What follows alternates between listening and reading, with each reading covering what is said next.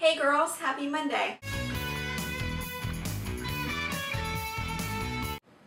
So I went to the used bookstore this weekend to track down the book that Dan recommended for me to try to turn around my opinion about fantasy, and this is what the used bookstore shelf looked like.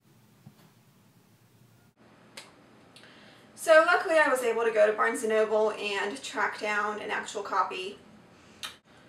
A Game of Thrones by George R.R. Martin. I haven't gotten very far into it, so I don't really have any opinions yet, but I will let you know when I finish. I finished Wuthering Heights last week.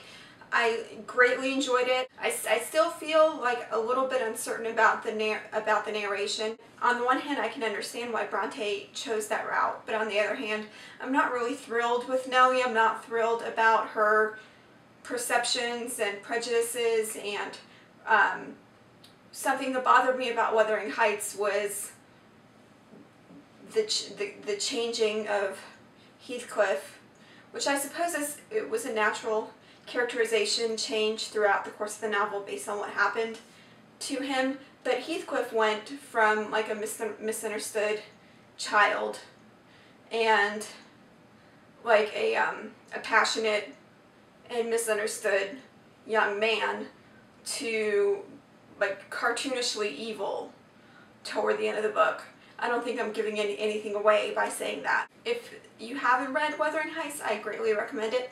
It was definitely a page turner, which you don't find very often in classics. Rachel, you asked about reading books that are about writing, and I wasn't sure if you meant fiction books or non-fiction books. Paul Auster, who I mentioned a few weeks ago as one of my favorite authors, does a lot of metafiction in his books, and most of his books, I think all of the books that I've read of his, have an element of an author writing something else in the novel. And that's something that I find very interesting, and I like frame stories and having more than one story going on in a book. The same with Blind Assassin. Blind Assassin by Margaret Atwood also has a story within a story, and I greatly enjoy that. How to Buy a Love of Reading, which is by Tanya Egan Gibson. Basically the entire premise of the novel is that there's this girl who says that she's never met a book that she likes, so her rich parents hire an author to write a book for her, to write her a book that she would enjoy. Marissa asked about my favorite time period, and I would say that I would probably want to relive the 90s again and not be going through like childhood and adolescence at that time, because I was pretty miserable throughout most of my childhood and my middle school years.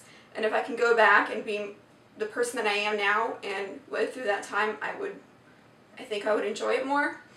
And I also, I think, would want to go back to the 1920s, to the Jazz Age. My question is for you to tell us the one gadget out on the market right now that you would want to have that you currently do not have, if you can have it for free.